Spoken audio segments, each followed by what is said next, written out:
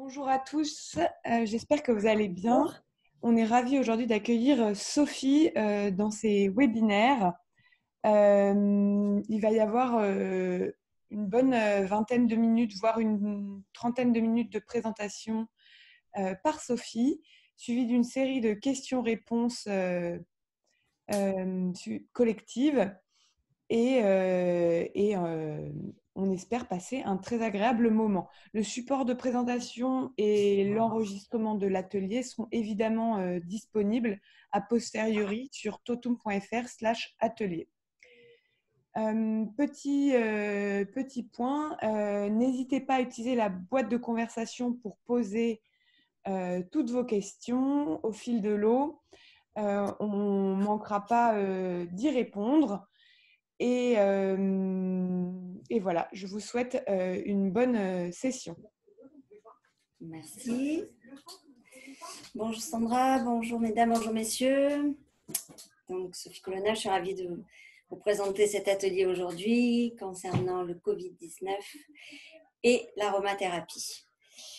Alors pour dérouler cet atelier, on fera quelques rappels rapides au sujet de la maladie Covid-19.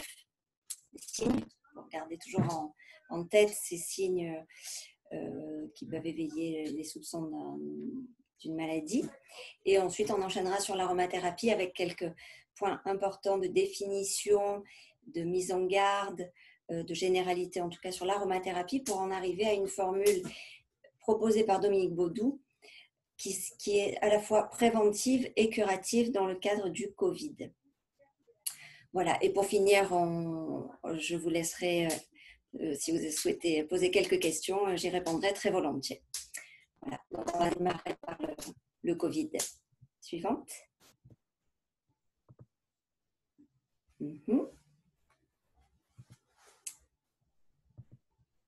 Dominique Baudou, je pouvez m'excuser, je fais vite une petite aparté. Et mon professeur d'aromathérapie, pharmacien belge, aromathérapeute de renommée mondiale depuis quelque chose comme une trentaine d'années, PDG de Pranarome, et voilà, et excellent formateur avec lequel j'ai eu la chance de faire toutes mes formations.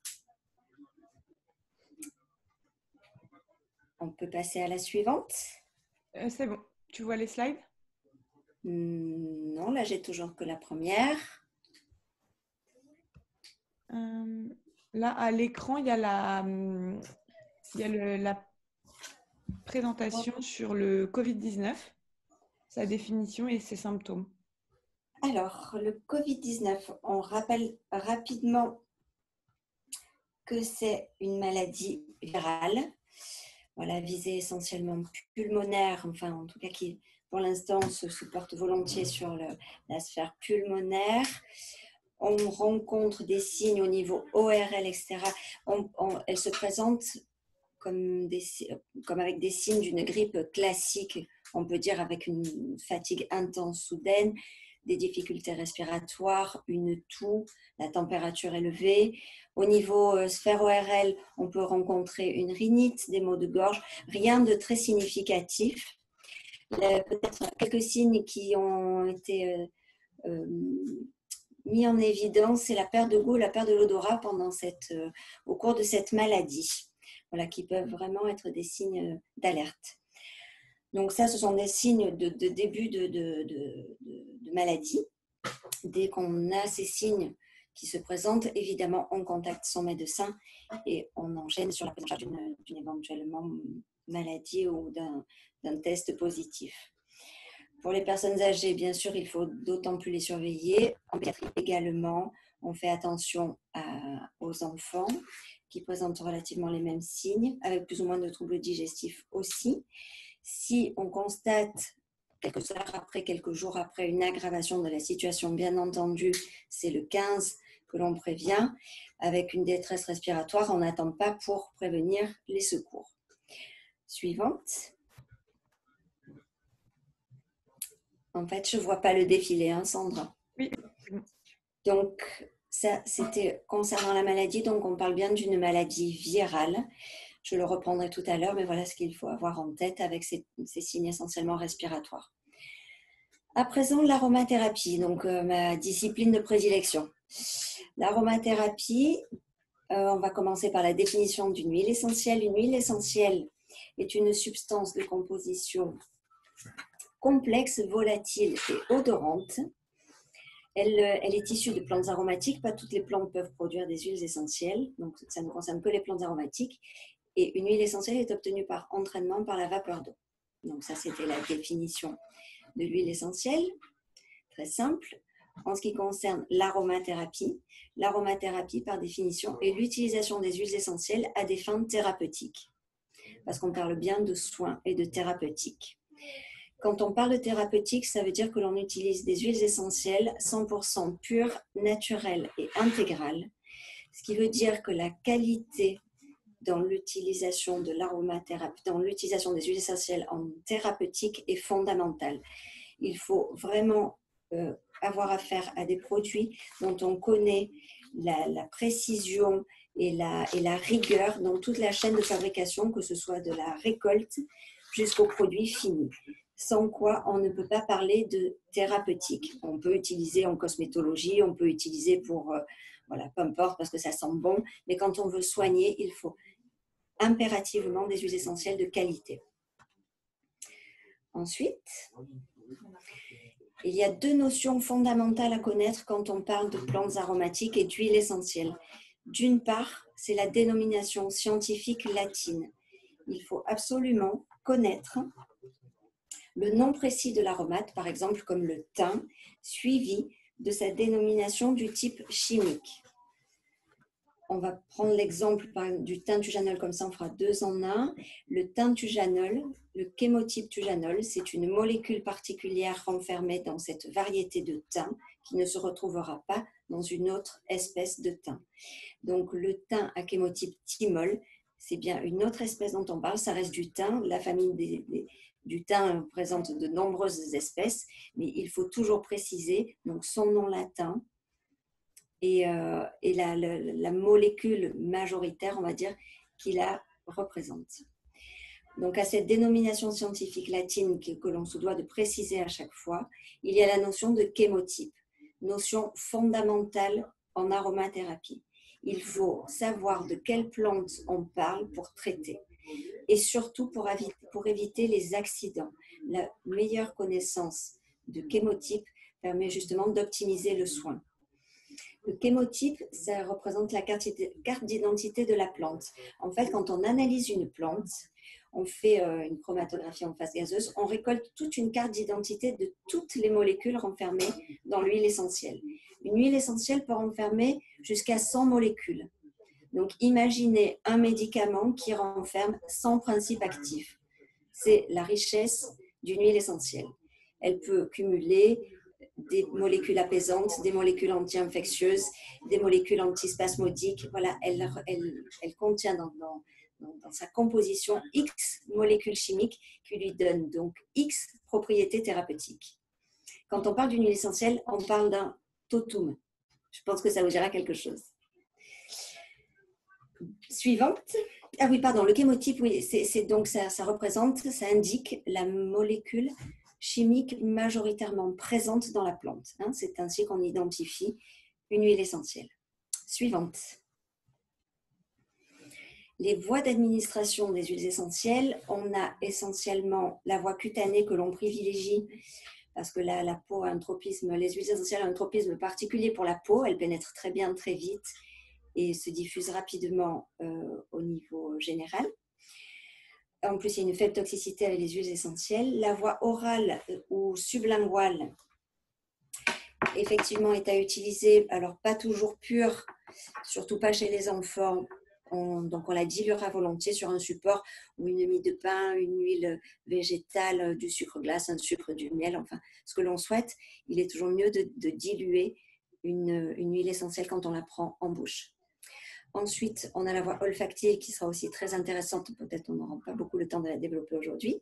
Et les autres voies, particulièrement rectales, en pédiatrie, on fait fabriquer des suppositoires pour traiter les pathologies infantiles. Suivante. Les dosages. Les dosages, Alors, on a effectivement une posologie maximale, bien sûr, à ne pas dépasser. Pour la voie cutanée, on se limite à 15 mg par kilo par jour, et ceci, bien entendu, en plusieurs prises. On compte que 1 millilitre égale 25 gouttes. Voilà, et une goutte égale 40 à 45 mg. Voilà la correspondance, et ainsi on peut manipuler le nombre de gouttes, le millilitre, etc. Donc ça, c'est pour la voie cutanée. La voie orale est forcément moindre. On se limite à 10 mg par kilo et par jour. Ensuite, quand on parle de la voie cutanée, il est intéressant de pouvoir traiter directement sur l'organe à traiter. Je me tords la cheville, je peux agir directement sur cette cheville en appliquant mes huiles essentielles localement. Ensuite, on peut l'appliquer volontiers sur la face interne des poignets si on veut agir de façon plus générale. Sur la face interne des poignets, très vascularisée, l'huile essentielle pénètre assez vite, passe dans la circulation et vite diffusée dans l'ensemble de l'organisme. Ensuite, il y a aussi la voûte plantaire, et ça, c'est une voie que l'on aime bien utiliser chez les nourrissons et les enfants. On peut l'utiliser de part et d'autre de la colonne vertébrale, surtout lorsqu'on aime bien appliquer un mélange apaisant, relaxant. Ainsi, on agit au niveau de toutes les terminaisons nerveuses, ce qui fait qu'on a une action extrêmement rapide et efficace et large. Et au niveau du plexus solaire, c'est aussi quelque chose de très appréciable, surtout pour le côté détente. Donc la voie cutanée, la voie orale, donc ça se prend en bouche. Il y a une posologie de 2 gouttes 4 fois par jour en général, et on divise volontiers par 2 pour les enfants. Concernant la voie olfactive, on peut utiliser ce petit point d'accès ici, l'arête nasale, pour mettre les huiles essentielles. Et ainsi, on a une diffusion, une information qui monte directement au cerveau. On a des récepteurs au niveau cérébral dont les huiles essentielles ont leur petit secret, on va dire, et elles font leur chemin, on va dire, informationnel jusqu'à notre cerveau, et ce, malgré nous, bien qu'on dise qu'on n'ait pas d'odorat, ça échappe à ce sens-là, et elles font leur petite action au niveau cérébral. On peut les utiliser, la voie olfactive aussi, en diffusion atmosphérique. Donc, en fonction des diffuseurs, on aura un nombre de gouttes à remplir. Une diffusion se fait en général une dizaine de minutes, et ce, 3 à 4 fois par jour, selon l'indication que l'on souhaite. Si ce n'est pour détendre le soir, avant de coucher un bébé, détendre un petit peu l'atmosphère, comme on pourrait dire, on peut le diffuser une dizaine de minutes avant de coucher un enfant. Si c'est pour aseptiser une salle ou une pièce, un environnement, on peut le répéter 3 à 4 fois par jour. Tout dépend des besoins et des indications de la diffusion. Suivante.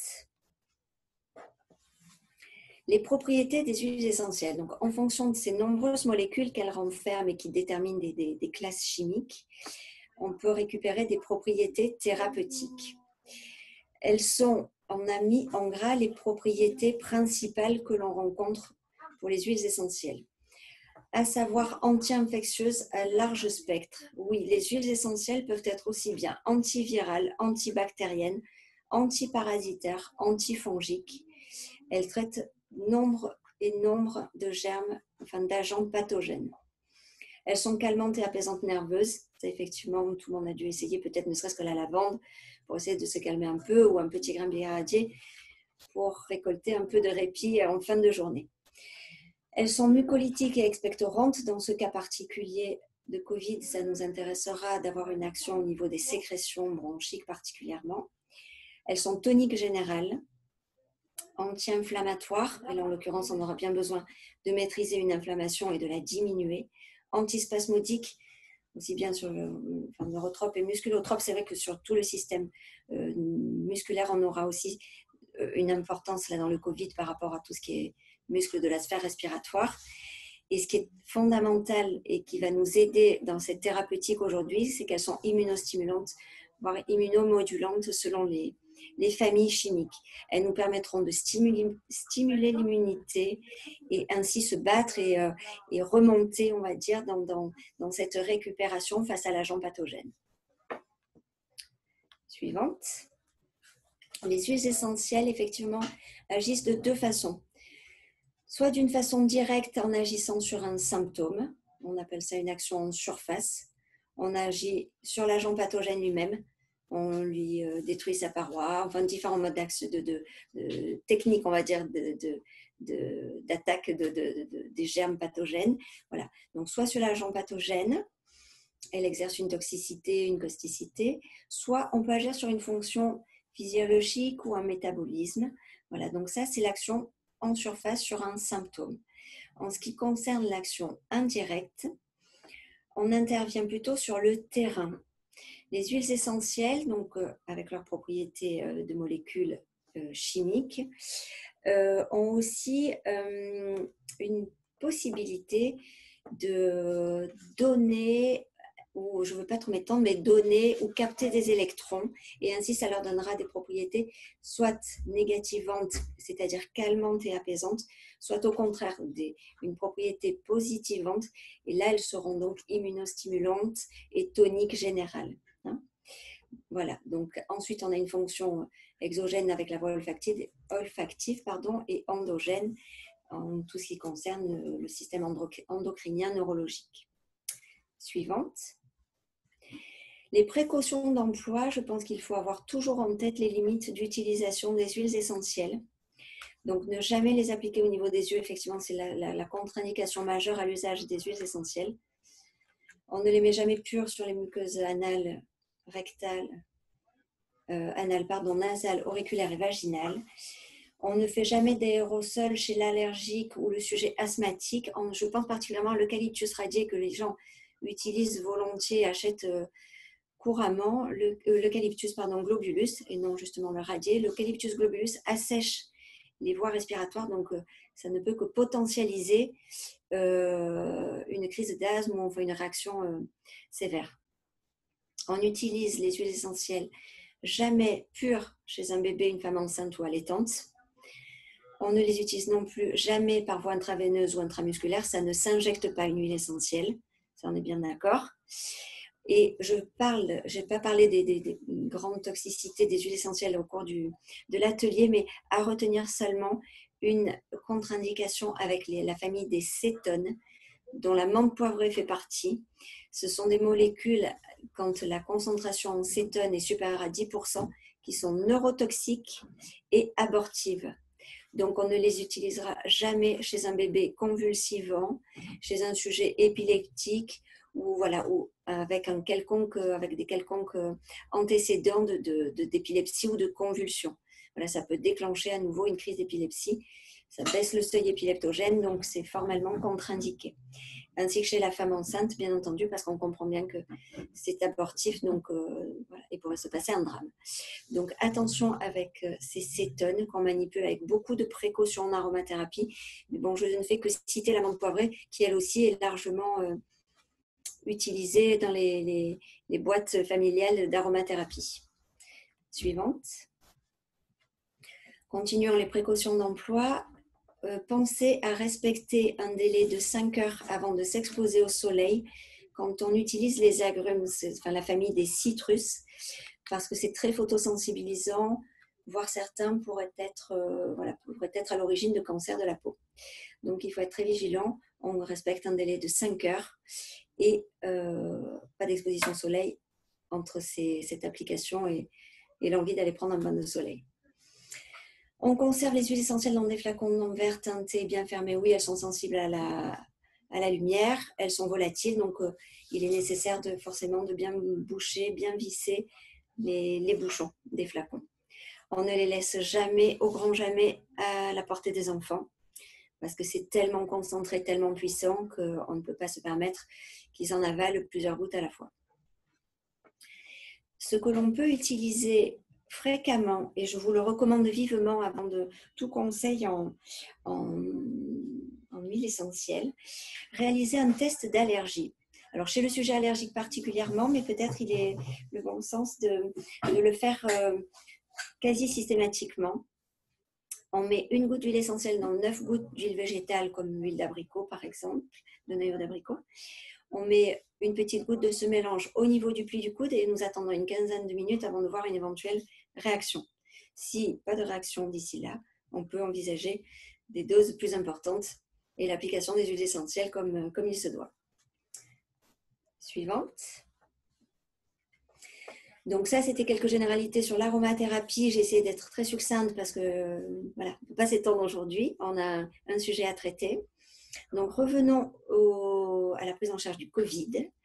Nous allons reprendre les gestes barrières renforcés et à nouveau parler des huiles essentielles avec une formule plus précise aujourd'hui. Donc les gestes barrières, on se rend bien compte avec des semaines et des semaines de recul que les gestes barrières fonctionnent pour se protéger soi-même, pour protéger les autres. Donc il faut absolument maintenir ces gestes barrières. Donc on limite les sorties et les contacts. Ça, je crois que tout le monde a bien compris. On tousse dans son coude. On utilise un mouchoir à usage unique si besoin. On évite de se toucher le visage. On garde ses distances, 1 mètre minimum entre 2 personnes. On lave les mains souvent. Je pense qu'on n'a jamais trop en tête que la plus grande révolution en médecine du siècle dernier, c'est quand même l'hygiène. Je pense que ça fait partie des plus grandes révolutions en médecine. Donc, se laver les mains fait partie du quotidien et on ne cesse de le répéter. Voilà, on l'apprend aux enfants dès qu'ils sont tout petits, mais effectivement, ça doit être ancré. Le lavage des mains est fondamental pour stopper la transmission des agents pathogènes. Quant au masque, oui, il est recommandé, bien sûr, si vous allez faire une balade dans le maquis, ce n'est pas nécessaire. Maintenant, dans les transports en commun, évidemment, dans les lieux, les espaces fermés et les lieux très fréquentés, il est le bon sens que de porter son masque. Maintenant, venons-en aux huiles essentielles. Je fais un petit rappel rapide pour vous préciser pourquoi on va utiliser certaines huiles. Je ne veux pas être trop compliquée, mais je reparle de ce référentiel électrique. Donc, on a dit on a 2 grandes classes de molécules chimiques. Les négativantes, en bleu, qui sont calmantes et apaisantes, et les positivantes en rouge, qui sont toniques et stimulantes. Suivante. Là, sur cette diapositive, vous trouverez les familles chimiques et les propriétés thérapeutiques de chaque famille chimique. Alors, épargner les noms un peu barbares des familles chimiques. Mais bon, on se rend bien compte que dans la partie du haut, en ce qui concerne les molécules bleues, à savoir les aldéhydes terpéniques, les cétones, les esters et les sesquiterpènes qui sont un peu bicolores, dans l'ensemble, les molécules sont anti-inflammatoires, calmantes, antalgiques, apaisantes, antispasmodiques, anti-allergiques et anti-inflammatoires, et concernant les sesquiterpènes, décongestionnantes respiratoires. Les cétones, quant à elles, ce sont leurs propriétés majeures, c'est qu'elles sont mucolytiques et cicatrisantes, et c'est ce qui va nous intéresser ici. J'en viens à la partie rouge. Ce qui va nous intéresser aujourd'hui, ce sont essentiellement les anti-infectieux comme les phénols, le symbole P, les alcools, symbole A. Ce sont des anti-infectieux extrêmement puissants et, comme on disait, à large spectre. Ces molécules sont capables de traiter quasi tous les agents pathogènes. En plus, elles sont immunostimulantes, voire immunomodulantes. On a aussi les oxydes, que l'on utilisera dans la formule, qui sont expectorantes, antivirales et immunomodulantes, à savoir le Ravinsara. Voilà, je pense que ça, c'est une huile essentielle qui parle à certains. Et enfin, on a les terpènes que l'on utilisera un peu plus tard et qui sont, elles, voilà, tonique générale, décongestionnante respiratoire et en plus antiseptique atmosphérique, on va dire. Voilà. Donc ça, c'était pour vous présenter les grandes familles chimiques avec leurs propriétés thérapeutiques. On se rend compte sur cette diapositive qu'une même famille peut présenter plusieurs propriétés thérapeutiques. C'est la richesse de l'huile essentielle, je me répète, mais c'est fondamental. Maintenant, nous allons vous présenter la formule Covid-19 de Dominique Baudou, donc, qui nous a proposé dès l'entrée de la maladie sur le territoire. Donc, on peut retrouver dans cette molécule, alors je vais passer au schéma suivant, à la diapo 20, pour vous montrer où se situent les molécules que l'on va utiliser. Dans ce Covid-19, on a bien vu qu'on avait besoin de prendre en charge un épisode viral voire une complication bactérienne. Donc, il nous faut des infectieux puissants. Pour cela, on reste dans le rouge. On utilisera le giroflier, le thym chémotype linalol, qui est un alcool, le ravinsara, qui est un oxyde, le giroflier étant un phénol, appartient à la famille des phénols. Ce sont les plus grands anti-infectieux dont dispose l'aromathérapie. Donc, on voit, on doit combattre un virus, donc il nous faut des plantes antivirales et anti-infectieuses larges. Et de l'autre côté, il nous faut des plantes, on passe en haut, lemongrass, eucalyptus, mentholais, des plantes mucolytiques, expectorantes, des plantes apaisantes, antispasmodiques, anti-inflammatoires. En fait, en combinant toutes ces huiles essentielles, nous essayons de prendre en charge tous les symptômes et tous les besoins du moment par rapport à ce Covid-19. En fait, on formule en fonction des besoins, du besoin patient et de la situation du moment, voilà, face à laquelle on se trouve. La matricaire, quant à elle, en vert, est elle anti-inflammatoire, apaisante, anti-allergique et décongestionnante respiratoire. Donc, on voit qu'en utilisant 6 huiles essentielles, on arrive à couvrir tous les besoins pour lutter et combattre cette maladie. Donc, je reviens à la formule, diapo 19. Donc, on a ce thym chémotype linalol, qui est donc un alcool, qui est antiviral et antibactérien et immunomodulant. L'huile essentielle de ravinsara se situe dans la classe des oxydes, dans la famille des oxydes, pardon. C'est l'antiviral de référence aussi. Le ravinsara, je pense qu'il est largement connu du grand public. Il est expectorant et immunomodulant. L'eucalyptus mentholais ici, avec la famille des cétones et mucolytiques, il va falloir effectivement excréter et évacuer ces sécrétions produites. La matricaire, donc comme on disait, est anti-allergique, anti-inflammatoire, décongestionnante respiratoire. C'est la famille des sesquiterpènes. Le lemongrass en haut, donc dans la famille, on va dire dans les bleus, est elle-même anti-inflammatoire, calmante et antalgique. Le giroflier, on redescend dans les rouges, dans les roses. C'est la famille des phénols. Et le phénol, c'est un antiviral et un antibactérien et antiparasitaire, enfin plus.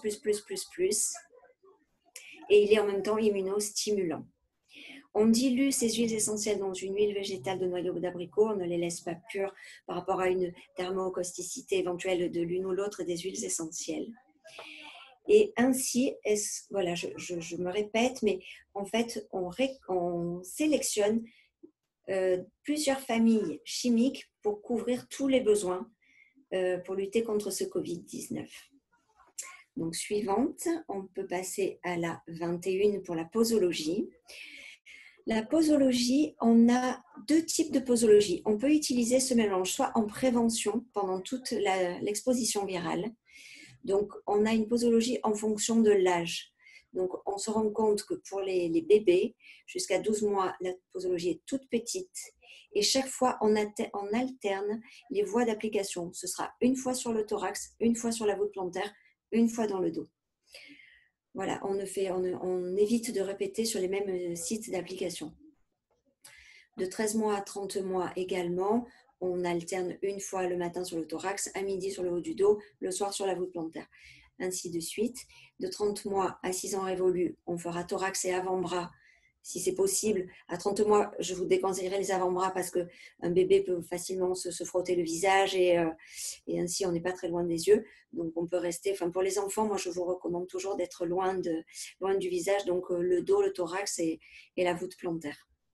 À partir de 7 ans, en fait, jusqu'à l'âge adulte, on applique de 12 à 15 gouttes. À 7 ans, on se cantonnera sur les 12 gouttes, mais on augmentera jusqu'à 15 gouttes pour les ados et plus. Voilà. Et ceci, voilà, on le répète pendant toute l'exposition virale. En complément, alors diapo suivante, 22. En complément de prévention, on peut utiliser la voie orale. Alors pour les enfants, la capsule, on peut éventuellement la mélanger à un petit quelque chose en la perçant. Dès qu'on peut avaler, on prend une capsule, elles ne sont pas très grosses. On évite de la prendre avec une boisson chaude, la capsule, parce que ça va fondre et vous allez digérer les huiles essentielles de toute une matinée. Donc, on la prend avec une boisson à température ambiante au cours d'un repas, c'est toujours bien. Donc, on prend une capsule à titre préventif, une capsule numéro 4 ou une capsule bronche de Pranarome. Et on peut aussi, en complément de cette prévention, mettre quelques gouttes du mélange de la synergie sur le masque en journée, 3 à 4 fois par jour. Alors ça, on le recommande volontiers aux soignants, aux gens qui sont en contact, qui font des prélèvements pour les tests Covid, voilà, les soignants et autres. Voilà, chacun a une bonne raison d'être protégé davantage. Donc, appliquez 3-4 gouttes en externe sur votre masque. Voilà, ça peut être un complément de couverture, ça fait un petit bouclier antiviral. Okay, Je retiens votre attention sur ce qui est noté en rouge. Il est possible, cette formule ne convient pas à un sujet au terrain convulsif ou antécédent d'épilepsie. On a la présence de cétone avec l'eucalyptus mentholé dont la concentration est largement supérieure aux 10%. La piperitone est à 50% dans l'eucalyptus mentholé. Donc, cette formule est formellement contre-indiquée en cas de troubles neuraux, voilà, d'épilepsie ou de convulsion. Sophie, excuse-moi, on a deux petites questions. Est-ce que tu pourrais nous préciser ce que signifie immunomodulant, déjà d'une part, et deuxièmement, tu as expliqué que la prise pouvait se faire pendant toute l'exposition virale. Est-ce que ça signifie que c'est pendant des mois et des mois, du coup? Alors, justement, ça, on a envisagé une petite formule après. Quand il y a l'épidémie bat son plein, le risque est maximum, cette formule, on la met tout le temps. Donc, nous, par exemple, à Ajaccio, on a été contaminé très tôt. On a été un des premiers sites contaminés début mars. Pour vous donner un exemple, moi, tous mes proches et mes proches collaborateurs, tout le monde a disposé de la formule à titre préventif. Alors, éventuellement, on peut dire on fait 5 jours sur 7 pour faire cette petite fenêtre thérapeutique recommandée quand on utilise à long terme des huiles essentielles. Mais tant que le virus est présent et bien présent, je vous recommande cette formule. Après, on a envisagé, quand l'épidémie est moindre ou l'exposition est moindre, on a envisagé une formule avec simplement 2 huiles essentielles extrêmement classiques. Là, tant qu'il y a danger, j'allais dire, entre guillemets, on garde cette formule. Et quant à immunomodulante, en fait, ça s'adaptera en fonction des besoins et de la réaction inflammatoire que produit l'organisme pour se défendre. Merci Sophie, c'est très clair. Merci. Donc, je répète, parce que ça, c'est fondamental, ne jamais donner cette formule à un sujet aux antécédents d'épilepsie, de convulsions, aux troubles neurologiques. OK? Bon, je vous passe bien sûr les femmes enceintes, là, on n'en parle même pas. OK? Voilà. On passe à la suivante. La posologie en traitement, diapo 23. On a une posologie un peu massive quand on doit traiter. Alors, c'est vrai qu'on fait une action un peu flash. On parle de mini-embaumement quand on utilise une dose massive d'huile essentielle à un instant T. Donc, en dessous de 30 mois, on ne l'a pas envisagé parce que ça se fera en milieu hospitalier. J'ai préféré ne pas le reproduire. Voilà, de 30 mois à 6 ans, effectivement, en appliquant une fois 1 millilitre, donc en comptant nos petits nombres de gouttes, à savoir donc 25 gouttes du mélange en une fois. Donc, par exemple, sur le torse, voilà, le thorax ou le dos, voilà, et ça se fait en une seule fois. Par la suite, on appliquera une posologie plus importante que d'habitude et on la répétera 6 fois par jour. Quand on doit traiter, autant on est dans la prévention, on fait 1 fois, 2 fois, 3 fois par jour. Quand on traite, on passe à 6 fois par jour. Comme on prendrait X fois par jour un médicament, voilà, on respecte. Ou on est en préventif, on est modéré sur les applications, ou on est en traitement et ce sont des doses et des répétitions de doses. Donc, pour l'enfant de 7 à 13 ans, c'est 5 millilitres. Donc, 5 fois, voilà, c'est 25 gouttes sur le thorax en une fois. Et ensuite, on retraite avec 15 à 20 gouttes 6 fois par jour également. La posologie à partir de 14 ans et pour les adultes, on peut passer jusqu'à 8 fois par jour. Donc, on fait une première fois un jour, une dose massive. Ensuite, on passe à une posologie de 20 à 30 gouttes et ce, 8 fois par jour. Le traitement dure 10 jours. On fait ça comme un traitement complet de 10 jours. Ce n'est pas en 48 heures là qu'on va traiter. Il nous faut une dizaine de jours pour être sorti de cet épisode infectieux. En complément de traitement à nouveau, c'est la diapo suivante, 24, on peut associer la voie orale. Donc, on utilise de la même façon ou ces capsules bronches ou les numéros 4. Par contre, on les utilisera au lieu de une fois par jour en préventif, 2 fois par jour pour les tout petits, 3-4 fois par jour quand on grandit. Voilà. Diapo suivante, diapo 25. Dominique Baudou nous a proposé aussi une formule pour diffuser au niveau atmosphérique. Donc, on retrouve le thym, kémotipulinalol, le ravinsara, le giroflier. On a rajouté ici la cannelle de Chine et le citron. Le citron, l'essence de citron, est un excellent antiseptique atmosphérique.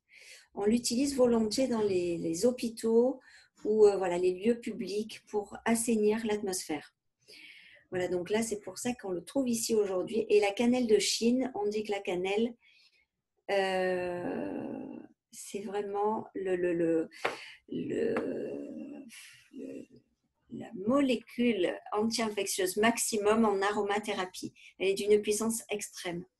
Donc, on en met très peu dans la formule parce qu'elle est très irritante, mais elle va effectivement avoir son rôle dans le côté « je désinfecte l'atmosphère ». On peut voir sur la diapo 26 suivante, toujours par rapport à ce petit schéma, qu'on n'utilise ici que des rouges. Voilà, on utilise largement que des anti-infectieux pour cet assainissement atmosphérique. Donc ça, on peut le faire soit à la maison, soit dans des espaces publics, voilà, en prévenant qu'on diffuse. Mais voilà, ça peut faire l'objet d'un bon complément de prise en charge du Covid-19. Ensuite, diapo 27. Là, on en a fini avec le côté traitement du virus. Mais on a pensé que se détendre pendant l'épidémie serait bienvenu. Donc, une petite formule que je vous propose avec de la camomille noble, du petit grambier radié, de la lycée citronnée, diluée, bien sûr. Et pour les enfants, une autre petite formule sans la lycée, mais on remplacera par du bois de rose. Bon, la posologie, c'est de la voie cutanée, on peut la sentir pour les adultes, le mettre sur la face interne des poignets, sentir par une lente et profonde inspiration qui a le mérite d'agir instantanément, ou encore sur le plexus solaire ou le long de la colonne vertébrale. Concernant les enfants, je vous recommanderais volontiers de leur mettre ça le long de la colonne vertébrale ou sous la voûte plantaire. Je pense que les petits apprécient ce moment privilégié où papa et maman leur massent les pieds ou leur massent le dos. Et comme ça, on arrive à récolter un peu d'apaisement, de sérénité, de calme pour un petit instant. Sur le schéma, pour vous représenter les huiles, c'est la diapo 28. On est dans les bleus. Voilà, donc tout le côté apaisant, calmant, relaxant des huiles essentielles. Diapo suivante, la 29. Ça correspond à la formule des petits. Alors, le bois de rose, c'est vrai que la fragrance est tellement agréable rien que de par sa fragrance, elle a un côté apaisant que les petits adorent. Voilà pourquoi j'avais choisi le bois de rose en plus de sa fonction anti-infectieuse. Diapo 30. C'est là, on en vient à la remarque précédente, quand on est en zone peu exposée. Donc, je veux dire, il y a le déconfinement, les cas s'amenuisent, voilà, tout va pour le mieux, la cloche est sur la phase redescendante de l'épidémie. On peut se contenter d'utiliser simplement l'huile essentielle de Ravinsara et de Tea Tree. Deux grands classiques de la trousse familiale en aromathérapie. Donc avec une posologie adaptée à chaque âge à nouveau. voilà, bon, ça, je vous laisserai le lire parce que peut-être on va passer, si le temps le permet, aux questions. Voilà, le Ravinsara le titri pour voir sur le référentiel des familles, diapo suivante. Ce sont donc des alcools et des oxydes. Voilà, donc des huiles essentielles bien tolérées, qui n'ont pas tellement de toxicité, qui peuvent être utilisées sur le long terme et voilà, et peu d'effets indésirables de ces deux familles thérapeutiques. Avant de laisser la parole à Sandra et Claude, et puis à ceux qui le souhaitent, je vais conclure en vous disant que l'aromathérapie, je souhaite juste peut-être que vous reteniez quelque chose, c'est qu'elle a cette possibilité, cette faculté en tant que thérapeutique complémentaire des thérapies traditionnelles, de pouvoir lutter contre un virus, quelle que soit la nature du virus, une bactérie, quelle que soit la nature de la bactérie. Alors bien sûr, chacune après a une spécificité, les huiles essentielles, après une agit mieux sur tel germe, on a le recul là-dessus. Mais de façon générale, elle ne choisit pas si c'est le virus de la gastro-entérite, le virus de la grippe, le virus voilà, qui nous concerne à l'heure actuelle, voilà, COVID-19. Voilà, elle ne choisit pas l'huile essentielle, elle agit. Elle est là pour abattre le germe pathogène avec toutes ses armes, renfermant ses X molécules, donc qui lui confèrent X propriétés thérapeutiques. Donc ça, je veux que ce soit bien clair pour vous, c'est que vraiment, c'est une thérapeutique fondée sur des molécules chimiques, ce n'est pas une vue de l'esprit, l'aromathérapie. Donc c'est fondé. Donc ces molécules chimiques donnent des propriétés thérapeutiques aux plantes. Et je crois qu'on a un atout sur l'allopathie non négligeable en aromathérapie, c'est le fait que l'on ne rencontre pas de phénomène d'antibiorésistance avec les huiles essentielles. Effectivement, au fil des années, on a pu voir que les germes s'habituaient, s'adaptaient et rigolaient au nez des antibiotiques. Dans les antibiotiques, on trouve un principe actif, voire deux. Dans les huiles essentielles, vu qu'on a 100 principes actifs sur une molécule, je pense que le germe a du mal, l'agent pathogène a du mal à se retourner contre cette batterie de molécules et cette armée colossale de molécules chimiques qui sont là pour l'abattre. Donc, c'est vrai que ça, c'est très important sur le plan infectiologie.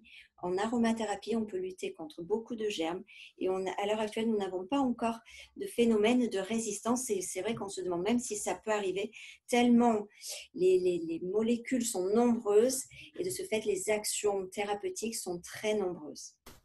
Voilà, donc ça, et ensuite je vous recommanderai toujours de demander conseil à des professionnels quand vous achetez des huiles essentielles. Il faut toujours savoir pour qui est l'huile essentielle, connaître le terrain allergique, les antécédents de pathologie des patients, connaître bien cerner le besoin patient et bien entendu, je me répète, mais acheter des huiles essentielles de qualité. C'est rigoureusement voilà, il faut être très rigoureux là-dessus, parce que sinon on ne parle pas de soins. C'est pas possible de traiter avec quelque chose qui n'est pas de qualité. Voilà, j'espère que voilà, ce sera été clair. Je reste à votre disposition pour les questions éventuelles et je laisse la parole à Sandra ou Claude pour la suite des diapos. Merci. Du coup, Sophie, on a effectivement des questions. Première question, pour la voie cutanée et la voie atmosphérique, est-ce qu'il faut cumuler les deux ou est-ce que c'est l'une ou l'autre? Absolument. On peut cumuler les deux. Au niveau atmosphérique, on n'a pas, comme la voie olfactive, il n'y a pas de notion de dose. Donc, on peut cumuler les deux voies. C'est très intéressant. En fait, on ne recevra en dose que les huiles que l'on a appliquées sur la peau. Mais au niveau atmosphérique, c'est juste de l'information. On n'a pas du tout, on ne perçoit pas, on ne reçoit pas là, de doses supplémentaires d'huile essentielle. Donc, on peut fortement cumuler les deux et c'est volontiers. C'est très clair, merci. Est-ce que l'on peut acheter des mélanges tout faits avec cette formule? On peut s'adresser volontiers à la pharmacie des Oliviers, à Mérindol. Et effectivement, on peut se rendre dans une pharmacie Totum et demander éventuellement à ce que la formulation… Oui. Moi, je vous recommanderais, quand il s'agit de formules aussi complexes, de les faire par votre pharmacien ou votre préparatoire, enfin voilà, parce que au moins les doses à l'intérieur du flacon sont maîtrisées. Du coup, on sait pertinemment que il y aura tant de millilitres de telle huile essentielle, tant de millilitres de telle huile essentielle. Il n'y a pas de débordement possible. Je pense que les dangers sont ainsi maîtrisés. Parce qu'il faut toujours garder en tête la puissance d'action des huiles essentielles. Et donc, il faut les manipuler avec beaucoup de respect et de respect des doses. Donc, moi, j'invite vraiment les gens à faire leur mélange. Voilà, surtout sur une synergie comme ça où il y a plusieurs plantes. Bon, maintenant, il y en a deux. On doit traiter une piqûre de moustique. On va se dire, je vais mettre un peu d'immortel, un peu de lavande aspic. OK, aucun souci, je mettrai une goutte de chaque, très bien. Mais là, quand il y a un cumul d'huile essentielle référencée, je pense qu'il est toujours bon de le faire. C'est très clair, merci. Est-ce que même pour la formule détente, il faut la faire par le pharmacien ou éventuellement ça, on peut se débrouiller? Voilà, aller jusqu'à 2, 3 huiles. On peut les appliquer à tour de rôle, une goutte de chaque, pourquoi pas, ou une et deux et une. Enfin, voilà, c'est plus souple. Après, c'est intéressant d'avoir les flacons unitaires parce que des fois, on a envie, parce que la fragrance nous plaît, de sentir telle huile. Donc, on débouche le flacon et on inhale et voilà, ça fait du bien ou on diffuse cette huile. Mais voilà, aller jusqu'à 2, 3 huiles. Je suis OK pour dire on le met soi-même en appliquant nos petites gouttes sur la face interne des poignets ou sur le plexus solaire. Mais au-delà, Ok, je pense que c'est pas intéressant. Enfin, surtout quand on doit traiter et quand ça doit être aussi à usage pédiatrique. Voilà. Au moins, la formule est faite et on n'a plus qu'à adapter la posologie. ok. Si on a perdu l'odorat et le goût parce qu'on a été touché par le virus et que du Mhm. coup, les symptômes, enfin, l'odorat et le goût ont des difficultés à revenir et que ça dure pendant plusieurs semaines, qu'est-ce que tu pourrais conseiller? Alors oui, j'avais une proposition là-dessus, à savoir de la menthe poivrée, s'il n'y a pas de contre-indication au niveau neurologique ou grossesse ou enfant trop petit. Alors, ça revient. On a vu a posteriori, ça revient. Ça met plus ou moins de temps. Mais moi, je préconisais simplement une petite goutte d'huile essentielle sous l'arête nasale, ici en inhalation, voire sur la face interne des poignets, une petite goutte et éventuellement, comme on dit, mettre les mains en cathédrale, enfermer les odeurs et inhaler fortement. Bon, je n'ai pas trop de système D là-dessus, je l'avoue. Ce n'est qu'une proposition, mais peut-être que là, ça n'a pas fait ses preuves. Hein. Voilà, ça marche mieux peut-être dans d'autres cas de figure, quand ce sont des séquelles voilà, des effets indésirables, on va dire, de traitement. Là, je ne suis pas certaine de cette solution. Je l'ai proposée, mais à voir. Catherine nous pose une très bonne question. Comment mettre les gouttes sur le masque? Est-ce qu'on le met à l'intérieur, à l'extérieur? Et Alors, moi, sur le masque, comme ça, en le versant directement sur le masque à l'extérieur. à l'extérieur. Et ça n'altère pas, selon toi, la qualité filtrante du masque? C'est volatile quelque part, hein, donc c'est le temps voilà, de quelques inhalations. On a pris, je pense pas. Très bien.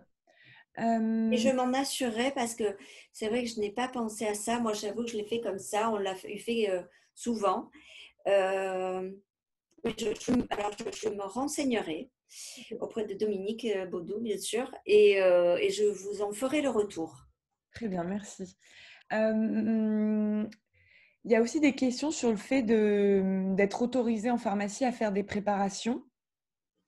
Eh bien, il faut avoir le laboratoire approprié. Ok. En Et fait. est-ce que c'est gênant si elles ne sont pas prescrites par un médecin? Alors, si le préparatoire est habitué à faire des préparations, je pense qu'il a une réglementation déjà bien ficelée. Maintenant, je pense que de plus en plus de médecins, alors peut-être ici, c'est vrai qu'on a beaucoup de contacts et de gens qui ont adhéré et qui font les prescriptions. Euh, on va poser plutôt la question à Julien.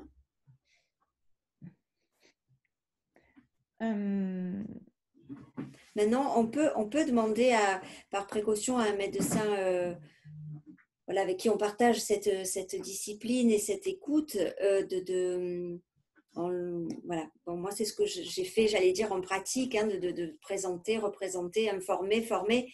De ce fait, voilà, c'est pas trop farfelu que de demander, comme ils le font volontiers, pour un eczéma, pour une verrue, ou voilà.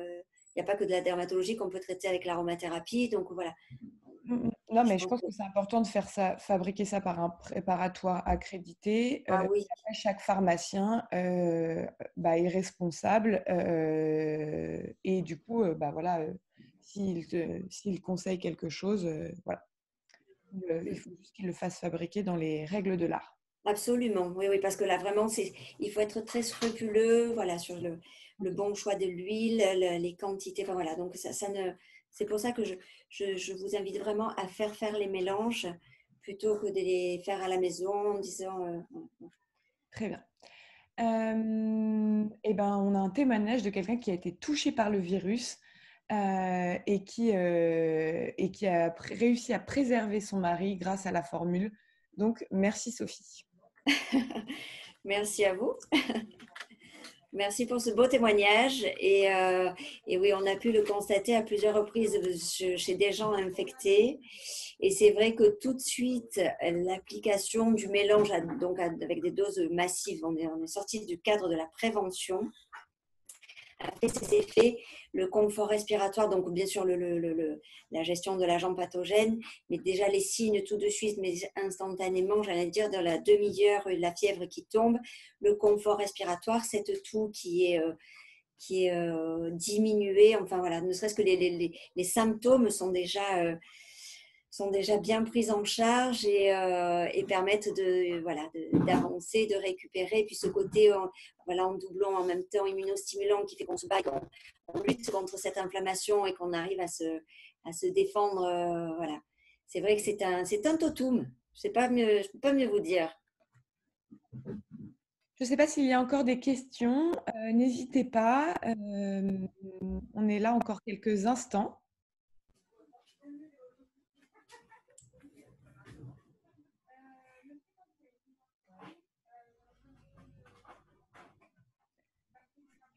Ah, on a Je autre vois. question. La formule traitement massif.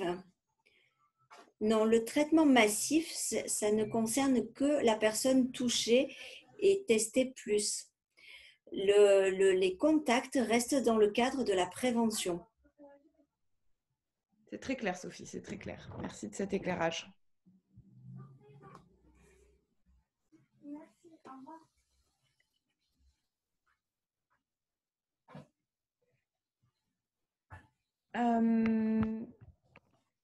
Alors, du coup, petit point technique parce que j'ai vu qu'on avait eu quelques questions dans ce sens.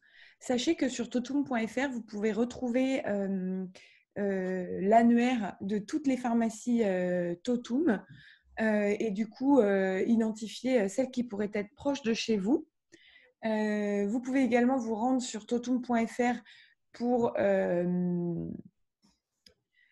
scanner une ordonnance ou faire une demande d'huile essentielle unitaire, etc. Le faire préparer par votre pharmacien. Donc voilà, ce sont différents services que vous allez trouver sur le site et qui peuvent voilà, vous aider à vous procurer les produits et à bénéficier de conseils adaptés.